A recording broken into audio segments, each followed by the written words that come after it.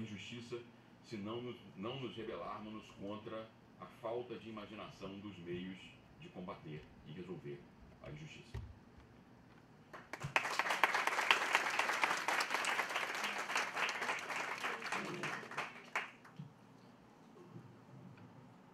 Muito obrigado, professor Carlos Sávio, pela sua vibrante, né, contribuição. E vamos de imediato passar a fala, então, para a professora Adélia Migliovic, que veio da UFES. Obrigada, Fabrício. Bom dia a todos, bom dia aos colegas da mesa. Então, muito obrigada novamente por estar aqui no primeiro seminário intermediário da Sociedade Brasileira de Sociologia, da pós em Sociologia Política da Universidade Darcy Ribeiro. O outro microfone está melhor. Ele vai mexer lá. Você acha que é melhor mais perto? Até faz muito barulho. Não, ela está falando você falar nesse aqui, você não quer falar nesse aqui, não?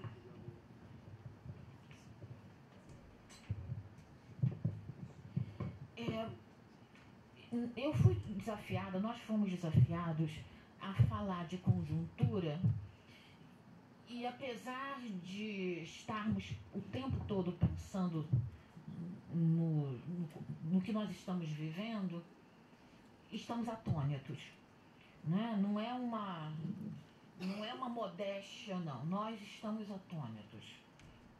E perseguir qualquer caminho para falar da conjuntura brasileira é uma opção e possível para nós darmos o que nós aprendemos que tínhamos que fazer na faculdade, dar inteligibilidade às experiências sociais.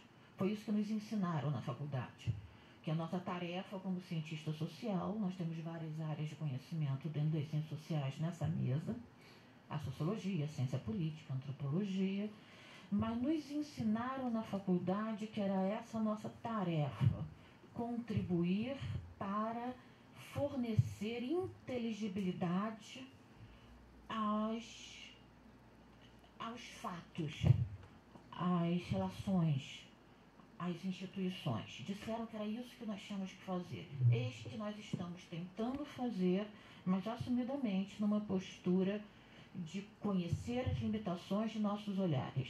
Não só porque somos seres finitos, isso Weber já dizia, a realidade é infinita e nós finitos, mas por causa do calor dos acontecimentos e por causa de um complexa constelação de variáveis e fatores que, qualquer que seja a nossa interpretação, a gente faz eleições e a gente cria conexões. Espero que nessa mesa as nossas interpretações da conjuntura, as nossas tentativas de dar inteligibilidade ao momento presente, elas sejam complementares. É possível que elas nem dialoguem necessariamente, mas nas suas diferenças de ênfases, não acho impossível que elas traduzam alguns consensos.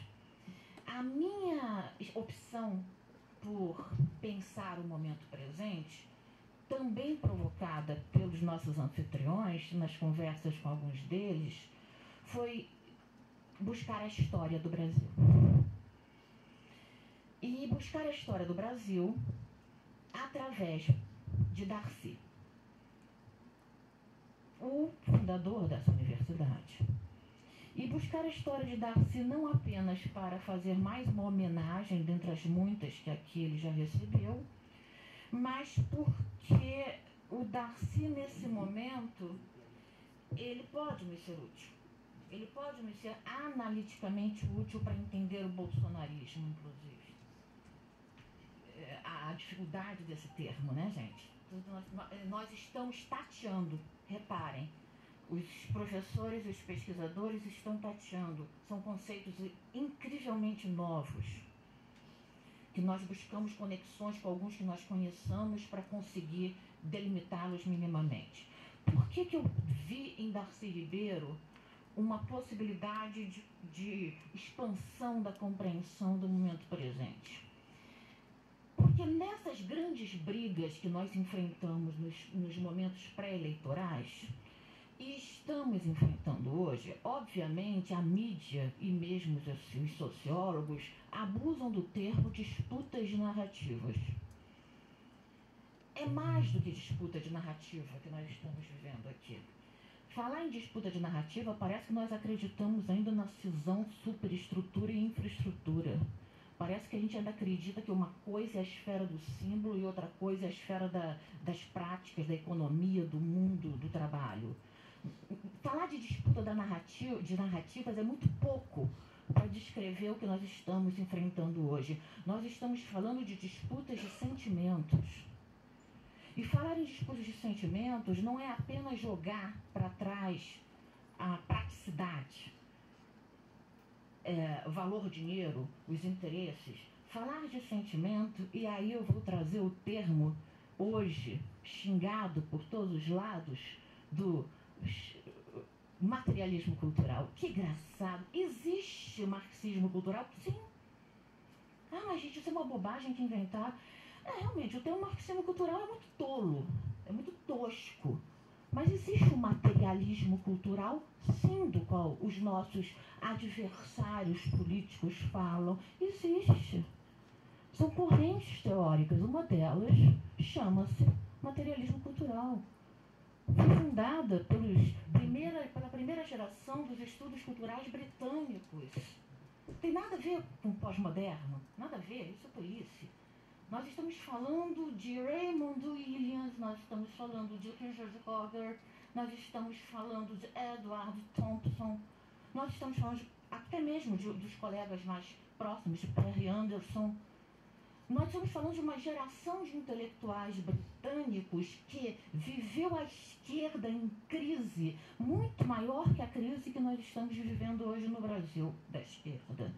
A crise da esquerda que aquela geração viveu no pós-Segunda Guerra Mundial significou uma saída em massa de comunistas, dos respectivos partidos comunistas, e diante disso eles tinham que recriar a esquerda e recriaram. Eu estou falando, entre outros, do Raymond Williams, que ao voltar da Segunda Guerra Mundial se deparou, como todos os seus colegas, com a revelação dos crimes de Stalin, com a invasão de Praga, a Primavera de Praga, ou seja, com o total desmascaramento de que a proposta, então, soviética, traduziria algum ímpeto democrático humanista. Aqueles intelectuais eram marxistas, eles não eram antimarxistas. Eles eram marxistas e estavam diante da tragédia de ver os crimes cometidos e que muitos, claro, até onde puderam, negaram. Ou então justificaram e legitimaram por uma causa maior. Sempre existe essa possibilidade. De todo modo, eu estou falando de um grupo de estudiosos, muitos deles, que se viam na academia, como nós estamos hoje, tendo que dar aula, tendo que escrever, tendo que pensar e, ao mesmo tempo, tendo que se posicionar publicamente.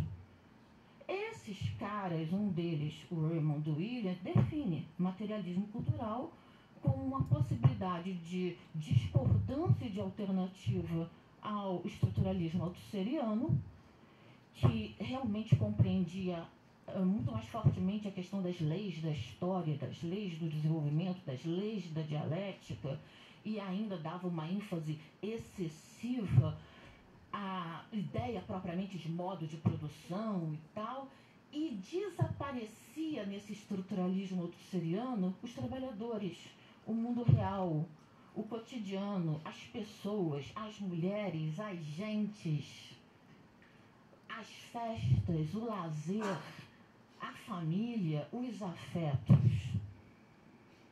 Esse grupo, sob a rubrica materialismo cultural, repito, uma palavra que está sendo usada hoje sem nenhuma absoluta, nenhuma colocação no campo da teoria sociológica, mas, enfim, esse grupo do materialismo cultural, ele simplesmente não mais trabalhava com a cisão cultura e economia. Agora nós vamos falar em vida. E quando nós falamos em vida, nós estamos falando numa totalidade complexa. Essa totalidade complexa é ela, sim, disputável o tempo todo. E não estamos falando apenas de ideologias em disputa, não. Não é, eis que eu volto ao tema nosso. Não são apenas narrativas em disputa. Antes fossem, se fossem seria até mais fácil. O drama da hegemonia é que é inconsciente. O drama da hegemonia é que ela entra nos nossos corpos. O drama da hegemonia é que ela entra nos nossos poros. Emoções, ela leva o Barbeiro do Carlos Sávio a ter ódio do Lula, sem nunca tê-lo visto. Não é? Em suma, essa categoria sentimento deixa de ser apenas sensibilidade. Mas também não é só pensamento.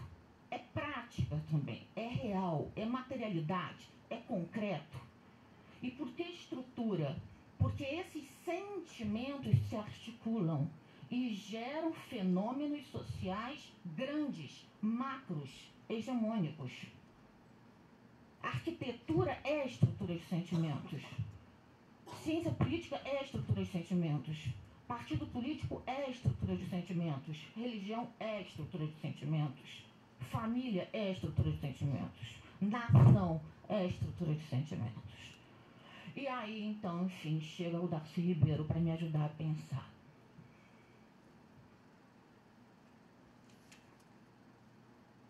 É